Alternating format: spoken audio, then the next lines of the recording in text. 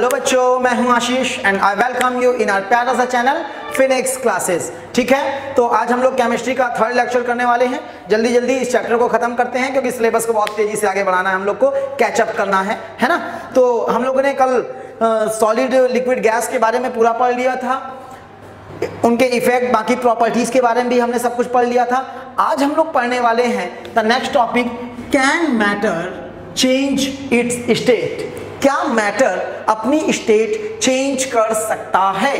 तो भैया मैं बता दूं, यस। इसका जो आंसर है वो बड़ा सा यस है कि जी हाँ, कोई भी मैटर अपनी स्टेट चेंज कर सकता है। Individual substance can occur in all three possible states. It can be found in solid state as well as liquid state and gaseous state as well.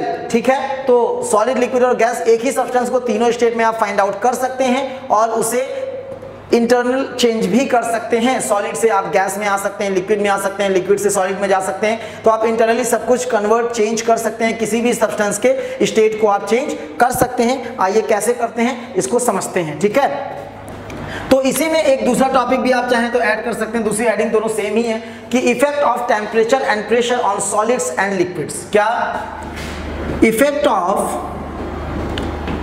Temperature, temperature का मतलब heat से है तो heat भी बोल सकते हैं आप, and pressure in solid, liquid and gases. Solid, liquid और गैसेस में टेम्परेचर और प्रेशर का क्या इफेक्ट होगा ये बोलें, या मैटर की स्टेट चेंज के बारे में बात करें, एक ही बात है। क्योंकि जब जो स्टेट चेंज होती है वो टेम्परेचर और प्रेशर के वेरिएशन से ही चेंज होती है। तो हम इसको पढ़ते हैं, आइए देखिए। तो देखिए, सॉलिड, लिक्विड और गैस में डिफरेंस क्या है। मुझे सबसे फंडामेंटल बात की अगर हम बात करें तो भैया सॉलिड, लिक्विड और गैस में बस एक ही डिफरेंस है कि इनके मॉलिक्यूलर इंटरनल स्ट्रक्चर के मामले में, कि किसके जिस मॉलिक्यूल्स इनके अलग अलग तरीके से जो मॉलिक्यूलर ओरिएंटेशन है, यानी कि इनके अंदर जो मॉलिक्यूल्स हैं वो किस तरह से अंदर अरेंज रहते हैं, उसी हिसाब से कोई सब्सटेंस या तो सॉलिड स्टेट में होता है, या तो लिक्विड स्टेट में होता है, या तो गैसियस स्टेट में होता है ना।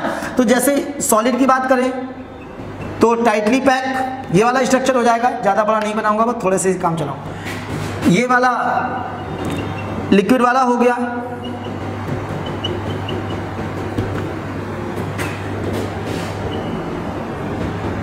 ये गैस वाला हो गया, गैस, लिक्विड और सॉलिड। ठीक है, तो सबसे पहले बात करते हैं टेम्परेचर की। किसकी बात कर लेते हैं? टेम्परेचर की। इसके बाद बात करेंगे प्रेशर की। ठीक है, तो पहली चीज याद रखिए कि स्टेट चेंज जो होता है वो टेम्परेचर और प्रेशर से होता है। तो पहले टेम्परेचर के थ्रू देख लेते हैं, फिर प्रेशर के थ्रू देखेंगे। ठीक है, अब एक बात बताइए, सॉलिड, लिक्विड और गैस में क्या डिफरेंस है? पार्टिकल के अरेंजमेंट का। तो अगर पार्टिकल जैसे जैसे किसी सब्सटेंस के अगर दूर जाना शुरू कर दें तो वो सॉलिड से लिक्विड में कन्वर्ट हो जाएगा, और लिक्विड से अगर और ज्यादा दूर चलेगा तो किस में कन्वर्ट हो जाएगा? गैस में कन्वर्ट हो जाएगा। अगर कोई चीज गैसियस फॉर्म में है, अगर कुछ हम ऐसा अरेंजमेंट कर दें, कोई भी व्यवस्था कर दें, वो बात की बात है कि कैसे भी करके इनके पार्टिकल्स को अगर हम पास ले आए तो एक स्टेज जब ज्यादा पास आ जाएंगे तो किसमें कौन सी सिचुएशन आ जाएगी? लिक्विड वाली सिचुएशन आ जाएगी। अगर इनको और नजदीक ले आया जाए तो कौन सी सिचुएशन आ जाएगी? सॉलिड सिचुएशन आ जाएगी। यानी कि हमें अल्टीमेटली वेरियस प्रोसेस करके, कोई भी प्रोसेस हो उसके थ्रू हमें कोशिश बस ये करनी है कि पार्टिकल्स को या तो नजदीक लाना है या तो दूर ले जाना है। तो इस तरह से हम फेस चेंज कर लेंगे, यानी स्टेट का चेंज। फेस चेंज बोले या स्टेट चेंज बोले एक ही बात है। फेस की स्पेलिंग PHASE वाली है, FACE वाली नहीं। ठीक है, कि अपना चेहरा देखना शुरू कर दो। ठीक है, चेंज इस स्टेट बोले या फेस, PHASE। ठीक है, ये हो गया। तो फेस चेंज की बात करें तो अब बात करते हैं, अगर हम स्टेट चेंज की बात करें with the help of temperature. किससे बात करें? टेम्परेचर से। तो ये बताओ, अगर कभी भी आपने किसी सब्सटेंस को आप हीट प्रोवाइड करना शुरू, मान लो सॉलिड है, सॉलिड को आपने हीट प्रोवाइड करना शुरू किया, तो हीट प्रोवाइड करना शुरू किया तो हीट का मतलब क्या है? एनर्जी। एनर्जी का मतलब क्या है? गर्मी। और जिसके अंदर जितनी ज्यादा गर्मी होती है उछलता उतना ही ज्यादा उछलता है ना भाई। जैसे जैसे एनर्जी आती गई तो गर्मी उतनी आती है, तो वो हिलना डुलना, उछलना ज्यादा शुरू कर देता है। तो वही हाल भाई लोग के साथ भी है। जैसे इनको एनर्जी मिलेगी तो इनके पार्टिकल का दिमाग खराब होना शुरू हो जाएगा। जब इनको एनर्जी मिलेगी तो तो इनके अंदर की काइनेटिक एनर्जी क्या होने लगेगी, बढ़ने लगेगी। और जब इनके अंदर की काइनेटिक एनर्जी बढ़ने लगेगी तो ये मूव करना ज्यादा स्टार्ट कर देंगे। क्यों? क्योंकि अब इनके पास एनर्जी ज्यादा है। अच्छा, इनको एक साथ रखा किसने है? इनके बीच के इंटरमॉलिक्यूलर फोर्स ऑफ अट्रैक्शन ने, जिसको हम वंडर वॉल फोर्स भी बोलते हैं, लास्ट लेक्चर में पढ़ाया। ठीक है, तो अब वो फोर्स वीक पड़ने लगेगा और इनकी एनर्जी क्या होने लगेगी, ज्यादा होने लगेगी। तो अब ये पार्टिकल धीरे धीरे एक दूसरे से क्या शुरू कर देंगे, दूर होना शुरू कर देंगे। तो अब जैसे आप हीट देते जाओगे तो एक टाइम आएगा कि ये क्या कर जाएगा, मेल्ट कर जाएगा। क्या कर जाएगा, मेल्ट कर जाएगा। और सॉलिड से किस स्टेट में कन्वर्ट हो जाएगा, लिक्विड स्टेट में कन्वर्ट हो जाएगा। हो जाएगा कि नहीं हो जाएगा? ओके, बहुत डिटेल टॉपिक है, बहुत ध्यान से पढ़ना। ठीक है, अब इसके बाद आते हैं लिक्विड में। अब मान लो अभी तुम नहीं सुधरे, अभी तुम और एनर्जी दिए पड़े हो, अब लड़का और बिगड़ेगा। ठीक है, जब ज्यादा एनर्जी मिल रही है तो अभी ये इतनी एनर्जी मिली तो लिक्विड में आ गए। अब आप कंटिन्यू करते हैं और टेम्परेचर बढ़ाए पड़े, हीट दिए जा रहे हैं तो पार्टिकल की एनर्जी और ज्यादा बढ़ जाएगी। जब पार्टिकल की एनर्जी और ज्यादा बढ़ जाएगी तो और ज्यादा मोशन स्टार्ट करेंगे, बिल्कुल फ्री हो जाएंगे। तो जब बहुत ज्यादा मोशन स्टार्ट कर देंगे तो इसका मतलब वो किस में कन्वर्ट हो गए, गैस में कन्वर्ट हो गए। अच्छा, लिक्विड से गैस में कन्वर्ट होने को बोलेंगे क्या, क्या बोलेंगे, इवेपोरेशन बोलेंगे। सॉरी, इवेपोरेशन नहीं बोलेंगे, आप इसको बोल सकते हैं गैसियस फॉर्म में कन्वर्ट। इवेपोरेशन की अलग डेफिनेशन है, तो इवेपोरेशन तो मैं बाद में बताऊंगा। लिक्विड से गैस क्या, वेपराइजेशन।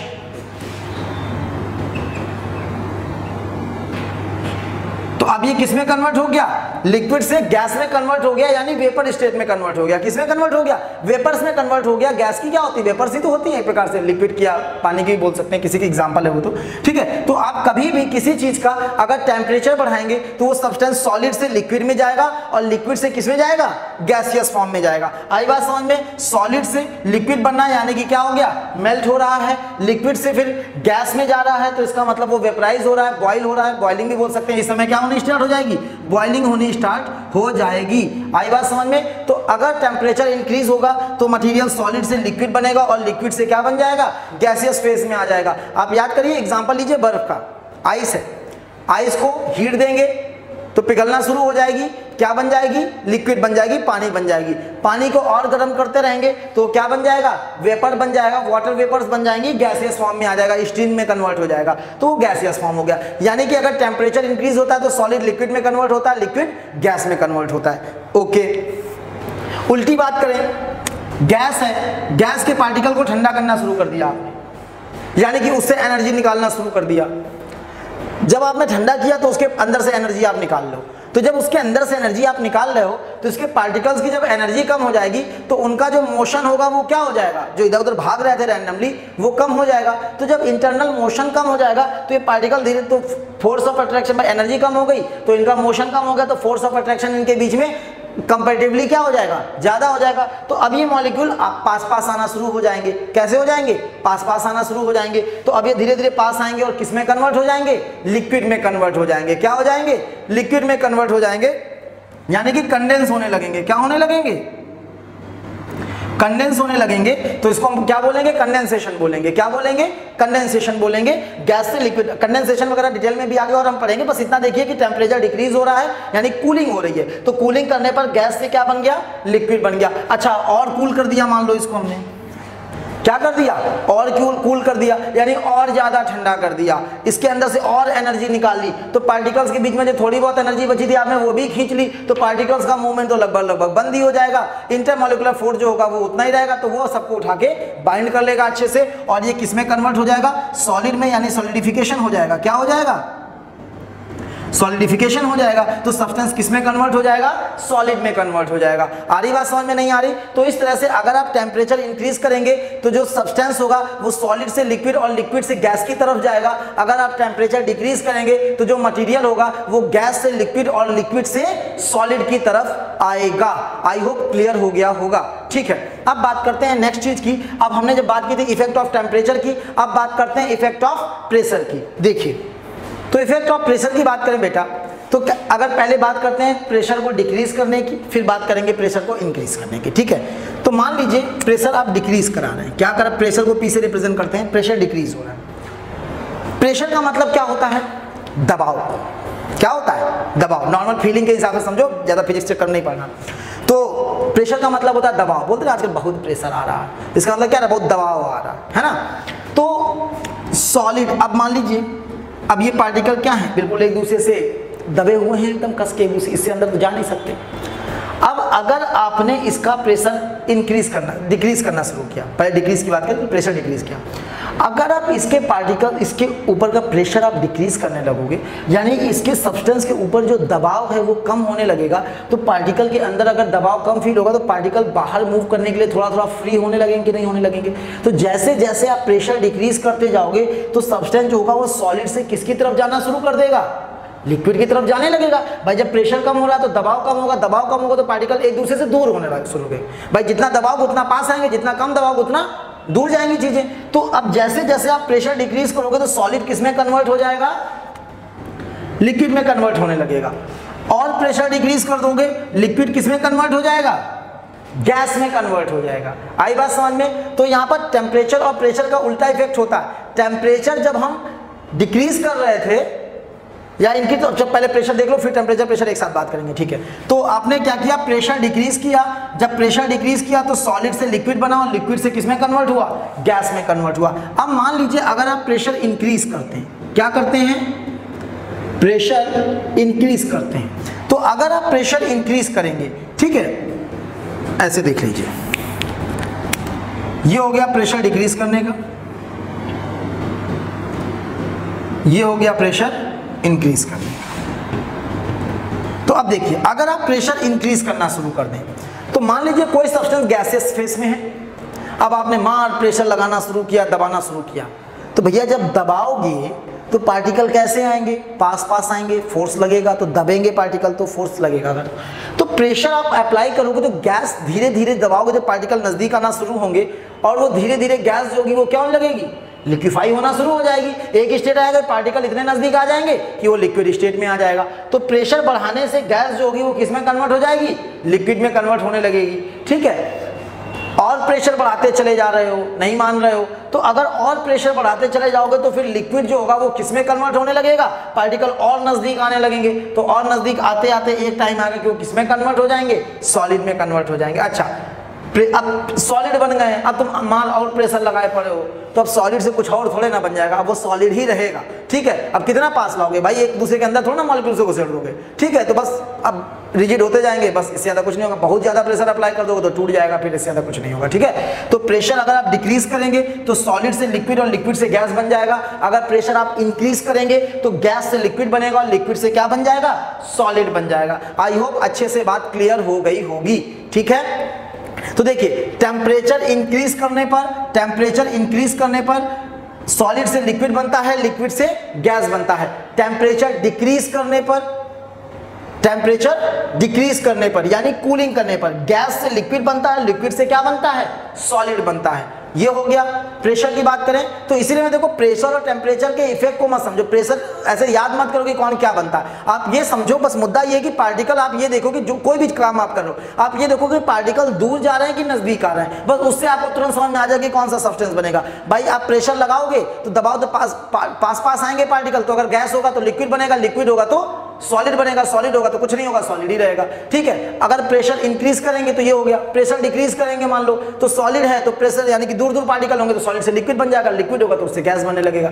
तो टेम्परेचर की बात करें इसी तरह, यानी कि एनर्जी देंगे आप, हीट देंगे तो पार्टिकल मूव करना ज्यादा स्टार्ट करेंगे, यानी हीट ज्यादा मिलने से पार्टिकल दूर दूर जाते हैं। तो बस इतना याद रखो कि किससे क्या होता है, तो हीट मिलने से पार्टिकल दूर दूर जाते हैं। तो मान लो आपने गैस को हीट दे दी, तो गैस को हीट दोगे तो पार्टिकल और दूर दूर चले जाएंगे, तो क्या कुछ और बन जाएगा, पार्टिकल जितना दूर होते जाएंगे वो गैस ही रहेगा, तो गैस रहेगा। आपने टेम्परेचर निकाल लिया, हीट निकाल ली उससे, तो पार्टिकल नजदीक आना शुरू हो जाएंगे। इसका मतलब अगर सॉलिड है तो गैस, मतलब लिक्विड है तो गैस बन जाएगा, गैस है तो लिक्विड बन जाएगा और लिक्विड है तो सॉलिड बन जाए। तो बस आप ये देखो कि पार्टिकल दूर जाएंगे कि नजदीक आएंगे किसी भी काम को करने से, तो बस वही वाला प्रोसेस उसमें हो जाएगा, वही इफेक्ट होगा, प्रेशर हो या टेम्परेचर हो। आई होप आपको क्रिस्टल क्लियर हो गया होगा। आगे बढ़ते हैं। तो अगर आप देखें तो ये वाला फिगर एनसीईआरटी में जो बना हुआ है इसको आप ध्यान रख सकते हैं। जैसे सॉलिड स्टेट है, देखिए आपने हीट दिया, लिक्विड आई, हीट और दी, गैसेस स्टेट आ गई।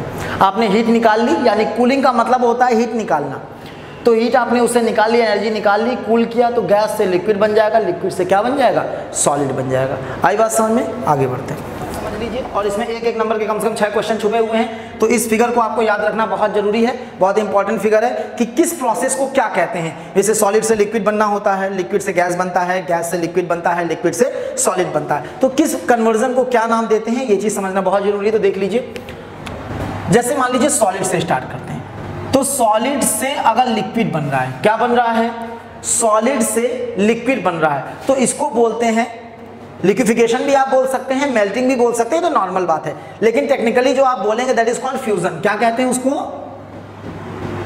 फ्यूजन कहते हैं। किसी चीज को फ्यूज किया जा रहा है, इसका मतलब उस सब्सटेंस को सॉलिड से किस में कन्वर्ट किया जा रहा है, लिक्विड में कन्वर्ट किया जा रहा है। आई बात समझ में, ठीक है, ये ध्यान रखना।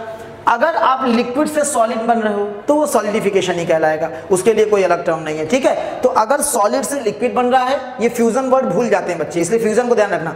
सॉलिड से लिक्विड को फ्यूजन कहते हैं, लिक्विड से सॉलिड को सॉलिडिफिकेशन कहते हैं। आई होप क्लियर होगा। आगे बढ़ते हैं। लिक्विड को मान लीजिए आपने गैस में कन्वर्ट किया, किस में कन्वर्ट किया, गैस में। तो मैंने आपको अभी बताया था कि लिक्विड से अगर गैस में जा रहे हैं तो उसको हम क्या कहते हैं, वेपराइजेशन कहते हैं। क्या कहते हैं, वेपराइजेशन कहते हैं। मान लीजिए आप गैस से लिक्विड में जा रहे हैं उल्टा, तो उसको क्या कहेंगे, उसको कंडेंसेशन बोलेंगे, अभी आपको बताया था, ठीक है। आगे बढ़ते हैं। गैस से मान लो आप सॉलिड में आ रहे हैं, वैसे देखिए क्या होता है, कोई भी सब्सटेंस जो होता है वो जंप नहीं करता है, सॉलिड से गैस लिक्विड बनेगा, फिर लिक्विड से गैस बनेगा, या गैस है तो गैस से लिक्विड बनेगा, फिर लिक्विड से सॉलिड बनेगा। लेकिन कुछ भाई लोग दुनिया में होते हैं ना अजीब टाइप के, एक्सेप्शन वाले टाइप के लोग, तो केमिस्ट्री तो फुल ऑफ एक्सेप्शंस, केमिस्ट्री का तो नाम ही एक्सेप्शन ही है। तो केमिस्ट्री में तो 2 मिनट पहले कुछ बताएंगे ऐसा होता है, 2 मिनट बाद बोलेंगे जो पहले बताया था वो गलत बताया था, ऐसा नहीं, ऐसा होता है, ठीक है। तो केमिस्ट्री तो है ही ऐसी।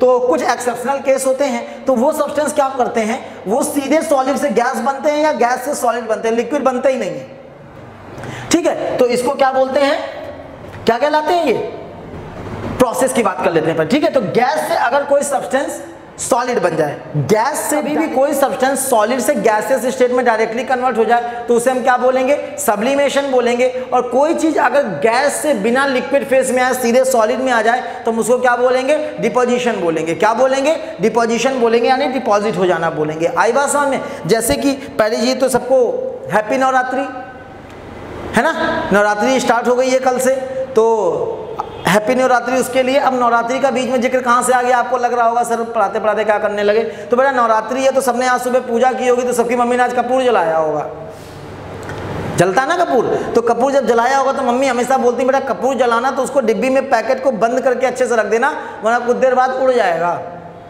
उड़ जाता है ना। तो कपूर जो होता है वो ऐसा सब्सटेंस है जो लिक्विड फॉर्म में नहीं आता, वो सीधे क्या होता है, सॉलिड से सीधे गैस में कन्वर्ट हो जाता है। तो कपूर एक सब्लिमेट है। क्या है, सब्लिमेट है। तो ऐसे सब्सटेंस जो सॉलिड स्टेट से डायरेक्टली गैस में कन्वर्ट हो जाते हो, लिक्विड फेज में आते ही ना, सॉलिड से सीधे गैस, गैस से सीधे सॉलिड, तो ऐसे सब्सटेंस को बोलते हैं सब्लिमेट्स। क्या बोलते हैं, सब्लिमेट्स। और जो प्रोसेस होता है उसे हम क्या कहते हैं, सब्लिमेशन कहते हैं। आ गई बात समझ में। तो सॉलिड से डायरेक्ट गैस सब्लिमेशन, गैस से direct solid just opposite process, तो क्या हो गया, डिपोजिशन हो गया। एग्जांपल में हमारा हो गया कपूर यानी कैम्फर हो गया, आयोडीन हो गया, तो ये हमारे सब्लिमेट्स कहलाते हैं। आयोडीन का भी ऐसा ही है, और आयोडीन डायरेक्ट सॉलिड से सीधे गैस बनता है, गैस से सीधे सॉलिड बनता है, लिक्विड फेज में नहीं आता वो। आई बात समझ में। तो आई होप सारे प्रोसेस का आपको जो नाम है वो रट गया होगा और आपको ध्यान रहना चाहिए, क्योंकि ऑब्जेक्टिव में सीधे आता है, इससे कन्वर्ट होगा तो उसको क्या बोलेंगे, तो आपको सीधे टिक करना होगा। आई होप क्लियर होगा। चलिए आगे बढ़ते हैं। बड़ा इंपॉर्टेंट मुद्दा शुरू करने जा रहा हूं, ध्यान से देखना और अच्छे से समझना। Phase change, phase change by temperature. अगर आप कभी किसी भी सब्सटेंस का फेज चेंज कर रहे होते हैं तो टेम्परेचर में क्या इफेक्ट आता है, इसके बारे में हम बात करेंगे। मतलब हीटिंग के थ्रू अगर आप फेस चेंज कर रहे हैं तो टेम्परेचर किस तरह से चेंज होता है, यानी कि इसकी प्रॉपर हेडिंग ये पड़ेगी कि variation of temperature while changing the face by using heat. ठीक है, तो अगर आप हीट को यूज करते हुए किसी भी सब्सटेंस को सॉलिड से लिक्विड या लिक्विड से गैस या गैस से लिक्विड और लिक्विड से सॉलिड में आप कन्वर्ट कर रहे हैं तो टेम्परेचर किस तरह से वेरी करेगा उसके बारे में हम लोग बात करेंगे। ठीक है, आइए देखिए। मैं वाटर का एग्जांपल लूंगा ज़्यादा, क्योंकि वाटर का हम लोग को सबको मेल्टिंग पॉइंट बॉइलिंग पॉइंट आप लोग को पता होता है, तो आपको समझने में इजी रहेगा, तो वाटर से उठाते हैं। ठीक है, तो देखिए मान लीजिए आपके पास एक -20 डिग्री सेल्सियस का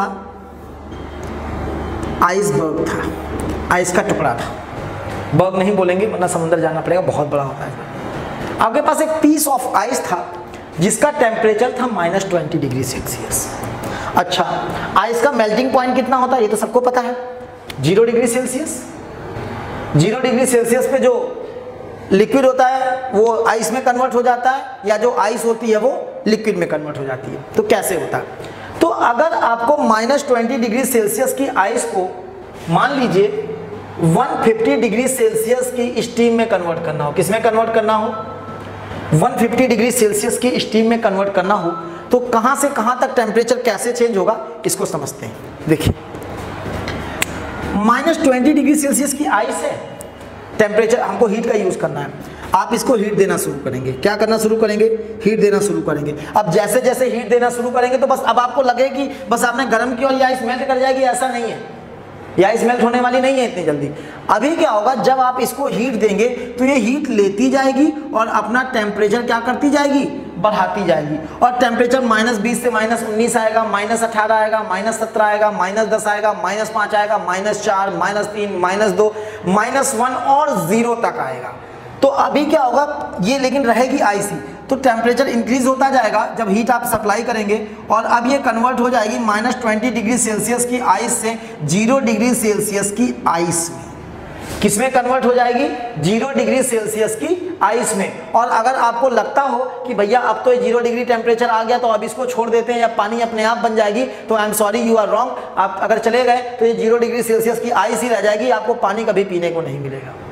आई बात समझ में? अब क्या होगा, अब यहां से ये, क्योंकि आपने सुना होगा देखो 0 डिग्री सेल्सियस का पानी भी एग्जिस्ट करता है और 0 डिग्री सेल्सियस की आइस भी एग्जिस्ट करती है। लेकिन तो ऐसा भाई, जब टेम्परेचर दोनों का सेम है तो आइस क्यों और वाटर क्यों? एक चीज होना चाहिए ना, या तो आइस हो या तो वाटर हो। लेकिन क्या डिफरेंस है? तो देखो डिफरेंस क्या है। अभी ये 0 डिग्री सेल्सियस की आइस है, लेकिन अब आपको इसको और हीट देनी पड़ेगी, ठीक है? और हीट आप देंगे और जैसे जैसे आप हीट देते जाएंगे तो अब क्या होगा, ये 0 डिग्री सेल्सियस की आइस से 0 डिग्री सेल्सियस का क्या बनने लगेगा? वाटर बनने लगेगा। तो अब ये कन्वर्ट होगा जब इसमें और हीट आप क्या करेंगे? देंगे। लेकिन आप यहां पर देखें तो टेम्परेचर में कोई चेंज नहीं आया। 0 डिग्री सेल्सियस की आइस से 0 डिग्री सेल्सियस का क्या बन गया? पानी बन गया। तो 0 डिग्री सेल्सियस की आइस से 0 डिग्री सेल्सियस का पानी बन गया। इसको देखें तो अब कोई बच्चा मेरे से आके ये बोलेगा कि सर हीट का पता कैसे चलता है? भाई किसी चीज को हीट दी गई या ली गई इसका पता कैसे चलता है? टेम्परेचर से। टेम्परेचर की डेफिनेशन किसी को पता है? जिंदगी भर पढ़ते हैं नहीं पता चलती। टेम्परेचर की डेफिनेशन होती है डिग्री ऑफ हॉटनेस और कोल्डनेस इज कॉल्ड टेम्परेचर, ठीक है? टेम्परेचर एक बनाया गया है हीट लेने या देने को समझने के लिए, तो डिग्री ऑफ हॉटनेस और कोल्डनेस इज कॉल्ड टेम्परेचर, ठीक है? खैर मुद्दे पे आते हैं। तो टेम्परेचर से ही पता चलता है और हमने यहाँ पे हीट दी है। तो अब आप बोलोगे सर ये कैसे हो गया? आप बोल रहे हो हीट दे रहे हैं लेकिन टेम्परेचर में तो कोई चेंज नहीं आया। ऐसा हो ही नहीं सकता। अगर हीट किसी को दी गई है तो टेम्परेचर या ली गई हो तो टेम्परेचर में चेंज तो आएगा। तो बेटा यहाँ पर हीट दी गई है वो कहीं पे यूज हुई है, ठीक है? तो अब यहाँ पर अगर आप देखें तो यहाँ पर क्या हो रहा है? फेस चेंज हो रहा है। अभी तक जब आप हीट दे रहे हैं तो सिर्फ टेम्परेचर चेंज हो रहा था, लेकिन जैसे ही 0 डिग्री सेल्सियस की आइस हो गई, अब हीट और दोगे तो अब क्या होगा? 0 से 1 डिग्री सेल्सियस होगा टेम्परेचर। लेकिन 1 डिग्री सेल्सियस की का आइस तो एग्जिस्ट करती नहीं है, 1 डिग्री सेल्सियस का तो पानी होता है। तो अब ये 0 डिग्री पे जाके अपना टेम्परेचर रोक देगा। अब ये कहेगा रुक जाओ, पहले मुझको पानी बन जाने दो। तो पानी ऐसे नहीं बनेगा, वो बोलेगा मुझे एनर्जी दो। और ये जो आप हीट दे रहे हैं ना, वो अब फेस चेंज में खर्च हो रही है। किसमें खर्च हो रही है? फेस चेंज में खर्च हो रही है। ये एनर्जी जो है आइस को वाटर के स्टेट में कन्वर्ट करने में खर्च हो रही है, इसीलिए टेम्परेचर बढ़ नहीं रहा है। तो याद रखना, while changing the phase temperature is always remain constant. आई बात समझ में?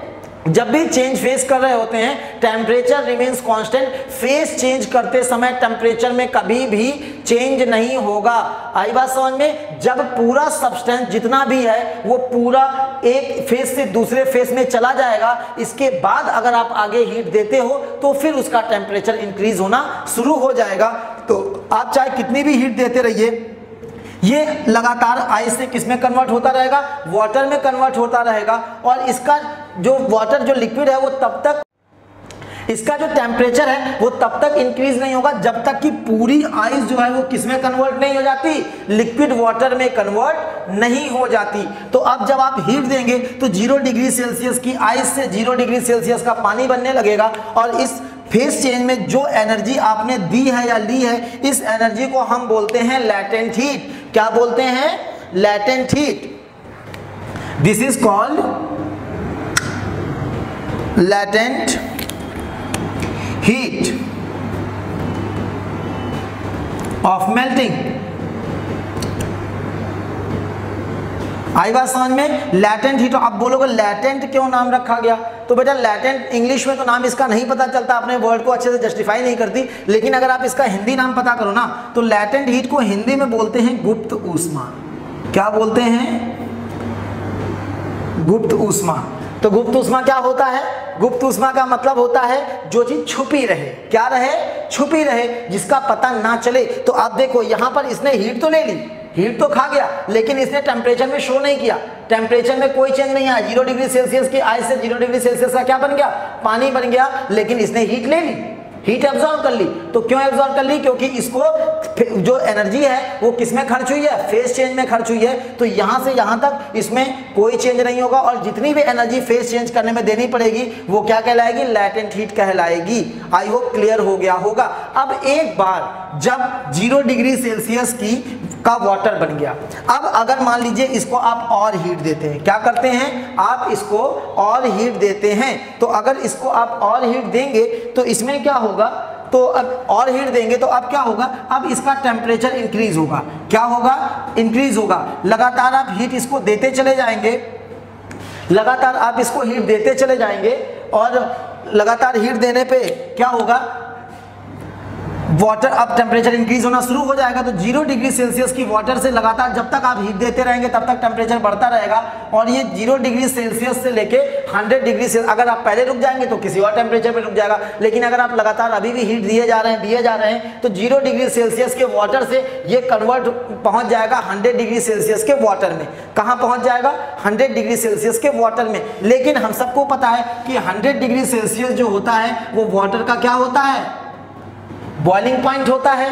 तो जैसे ही पूरे पानी का टेम्परेचर 100 डिग्री सेल्सियस पहुंचेगा, अब अगर आप हीट दोगे तो इसका टेम्परेचर इंक्रीज होना फिर बंद हो जाएगा, क्योंकि 101 डिग्री सेल्सियस का पानी तो होता ही नहीं है। 101 डिग्री सेल्सियस की तो स्टीम होती है, पानी तो खाली 0 से 100 में एग्जिस्ट करता है। ठीक है, तो जैसे 100 डिग्री पहुंचेगा वाटर, तो अब बोलेगा रुक जाओ, मुझको क्या करना है? फेज चेंज करना है। अब मैं लिक्विड स्टेट में नहीं रहूंगा, बल्कि अब मैं किस में रहूंगा? गैसियस स्टेट में रहूंगा। तो अब ये क्या होगा? जब इसको आप और, लेकिन अब फिर से वही वाली हालत है। अब आपको वैसे आप देखिए भगवान, आप जब पानी को बॉयल कर रहे होते हो तो अगर आपको पूरे पानी को स्टीम में कन्वर्ट करना है तो आप चाहे थर्मोमीटर लगा के चेक कर लेना घर पे, आप नॉर्मली प्रैक्टिकल कर सकते हैं इसका। तो आप क्या करते हो? जैसे एक बार पानी खौलने लगा, बॉयल होने लगा, इसका मतलब आप समझ गए कि पानी का टेम्परेचर कितना पहुंच गया? 100 डिग्री सेल्सियस पहुंच गया। तो गैस बंद कर दो कि क्या पूरा पानी उड़ जाएगा? बोलते नहीं, अब तो 100 डिग्री हो गया, अब ये 100 डिग्री हो गया तो अब ये गैस बन जाएगा। गैस बंद करो, बत्ती, एनर्जी बचाओ, पैसा बचाओ, सिलेंडर तो महंगा ही है वैसे भी, है कि नहीं? तो नहीं, आपको कंटिन्यू भगोने को गर्म करते रहना होता है। गैस जब तक चालू रहेगी तभी तक पानी जो होगा स्टीम में धीरे धीरे कन्वर्ट होता रहेगा। अगर आपने गैस बंद कर दी तो उसी समय स्टीम में कन्वर्जन क्या हो जाएगा? बंद हो जाएगा। क्यों? क्योंकि फेज चेंज में भी क्या लगती है? एनर्जी लगती है। फेज चेंज में भी क्या लगती है? एनर्जी लगती है। तो अब वो 100 डिग्री सेल्सियस से इसको 100 डिग्री सेल्सियस ही क्या बनना है? पहले स्टीम बनना है। उसके लिए आपको लैटेंट हीट ऑफ वेपराइजेशन देनी पड़ेगी। क्या देनी पड़ेगी? Latent heat of vaporisation. ठीक है, तो आपको देनी पड़ेगी लैटेंट हीट ऑफ वेपराइजेशन। तो जैसे ही आप लैटेंट, अब ये 100 डिग्री सेल्सियस का वाटर बनेगा, आप इसको और हीट देनी पड़ेगी। अब ये 100 डिग्री सेल्सियस के वाटर से पहले बनेगा 100 डिग्री सेल्सियस की क्या? स्टीम। जब ये पूरा 100 डिग्री सेल्सियस का पूरा वाटर जो होगा वो स्टीम में क्या हो जाएगा? कन्वर्ट हो जाएगा। अब मान लीजिए आप इसको तब भी मानते नहीं हो और एनर्जी देते चले जाते हैं, तो अगर आप इसको और एनर्जी देते चले जाएंगे तो अब क्या होगा, अगर आप इसको और एनर्जी देते चले जाएंगे तो अब जब एक बार 100 डिग्री सेल्सियस की स्टीम बन चुकी है तो अब क्या होगा, 100 डिग्री सेल्सियस की स्टीम से अब ये टेम्परेचर बढ़ाने लगेगा।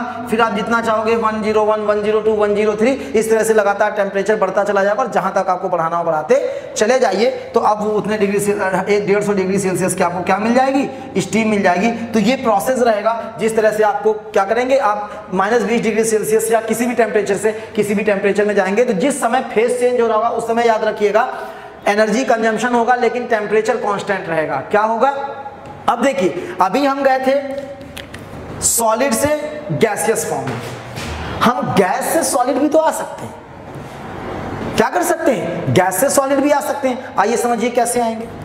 मान लीजिए उल्टा दिया होता, बोला होता आपको 150 डिग्री सेल्सियस की स्टीम है आपके पास, ठीक है, दे दी, बोले बेटा इसको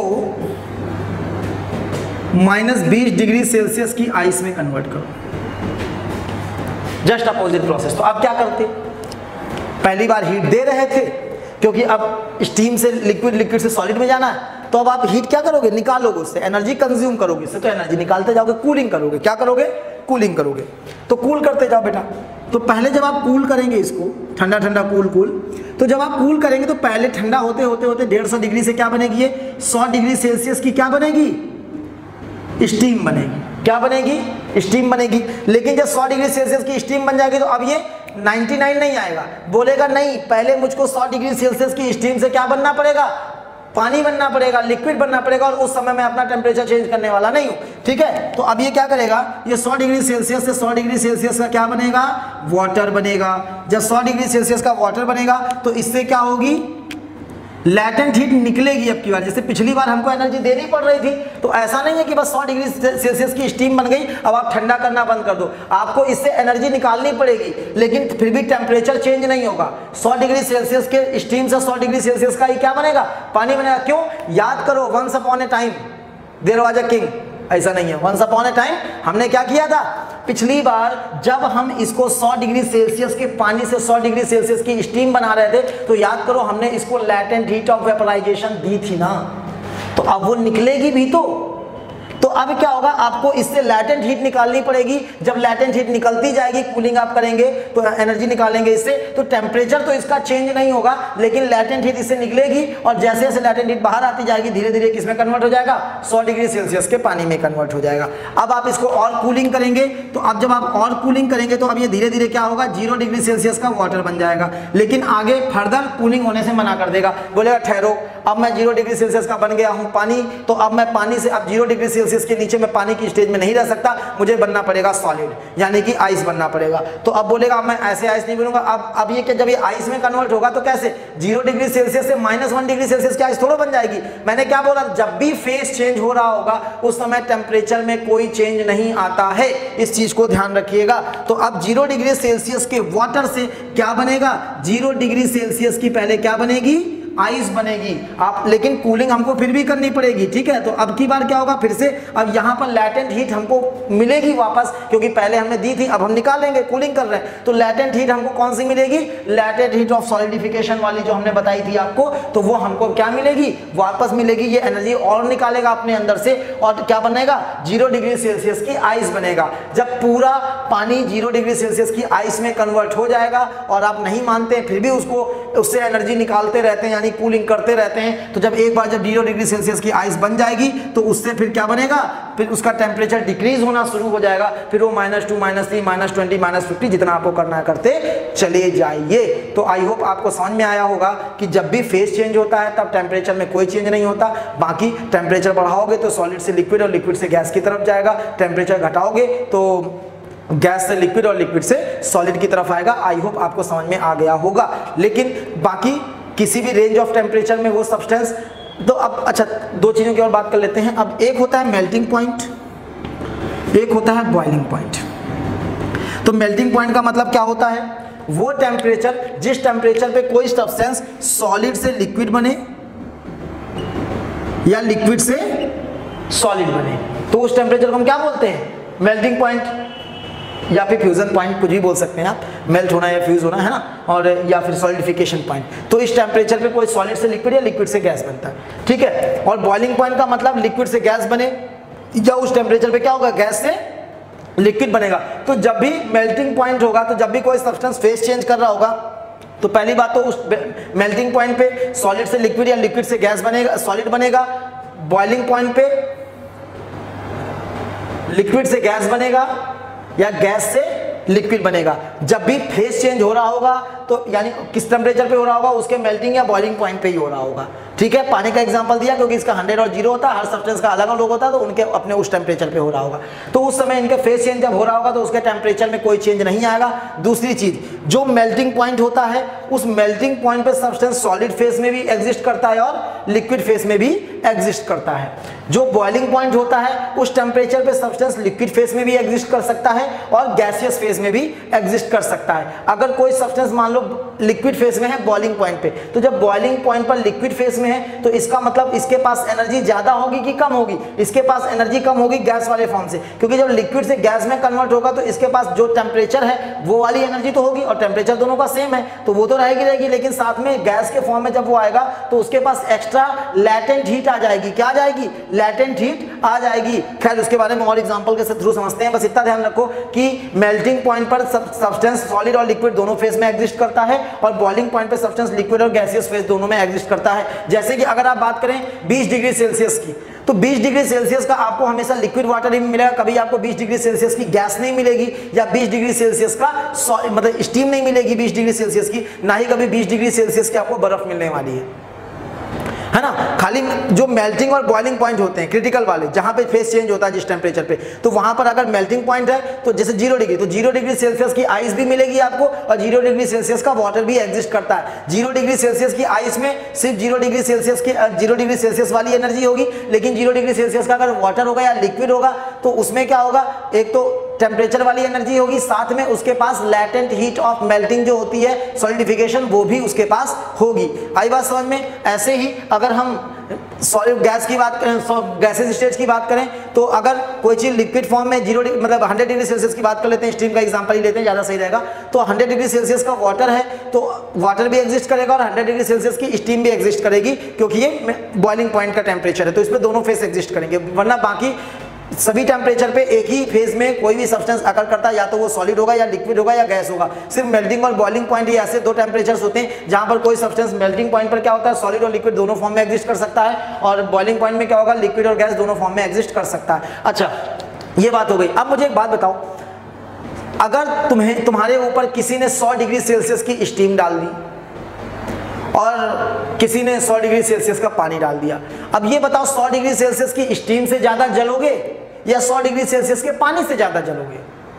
तो आप 100 डिग्री सेल्सियस की स्टीम जो होगी ना, वो आपको ज्यादा सेवियर बर्न देगी rather than 100 degree Celsius of water. क्यों? देखो 100 डिग्री सेल्सियस के वाटर, तो 100 डिग्री सेल्सियस वाटर का भी टेम्परेचर है, 100 डिग्री सेल्सियस स्टीम का भी टेम्परेचर है। तो 100 डिग्री सेल्सियस स्टीम का, उसके 100 डिग्री की एनर्जी उसके पास भी है, और 100 डिग्री की एनर्जी तो उसके पास भी है, तो दोनों के पास सेम एनर्जी है। लेकिन अगर आप स्टीम की बात करो, तो याद करो जब वो सब्सटेंस लिक्विड से गैस से बना होगा, तो उसने लैटेंट हीट भी तो खाई होगी जो गैस फॉर्म में होगा, तो उसके पास लैटेंट वाली एक्स्ट्रा हीट होगी कि नहीं होगी एनर्जी, तो वो आपको और ज्यादा जलाएगी। तो अगर आप बोलें तो जो हमारी स्टीम होगी 100 डिग्री सेल्सियस की, वो ज्यादा एनर्जी की होगी, और जो 100 डिग्री सेल्सियस का पानी होगा वो कम एनर्जी का होगा। तो किसी के ऊपर 100 डिग्री सेल्सियस का पानी डाल दो और 100 डिग्री सेल्सियस की स्टीम डाल दो, तो फिर क्या होगा, स्टीम से वो ज्यादा जलेगा रेदर देन वाटर, बल्कि टेम्परेचर सेम है। ठीक है, इसी तरह से जैसे आपका 0 डिग्री सेल्सियस की आइस है और 0 डिग्री सेल्सियस का पानी है, तो ये बताओ कूलिंग किससे ज्यादा अच्छी मिलेगी, 0 डिग्री सेल्सियस की आइस से या 0 डिग्री सेल्सियस के वाटर से? 0 डिग्री सेल्सियस की आइस से। क्यों? क्योंकि 0 डिग्री सेल्सियस की आइस के पास खाली 0 डिग्री जो टेम्परेचर है उसकी एनर्जी होगी, उतनी ही एनर्जी बची होगी। लेकिन वाटर जो होगा ना, उसके पास 0 डिग्री सेल्सियस वाली जो भी एनर्जी होगी वो तो होगी, साथ में एक्स्ट्रा लैटेंट हीट होगी। जब वो सॉलिड से लिक्विड में कन्वर्ट हुआ होगा, तो उसके पास एनर्जी ज्यादा है, तो वो उतनी अच्छा कूलिंग नहीं करेगा किसी चीज को, जितनी अच्छा कूलिंग जो होगा वो आइस करेगी। आ रही बात समझ में? तो 0 डिग्री सेल्सियस की आइस के पास कम एनर्जी होगी, और 0 डिग्री सेल्सियस के वाटर के पास ज्यादा एनर्जी होगी। ठीक है, और एनर्जी जो फेस चेंज में यूज होती है उसे हम क्या कहते हैं, लैटेंट हीट बोलते हैं। ठीक है, इसको याद रखिएगा।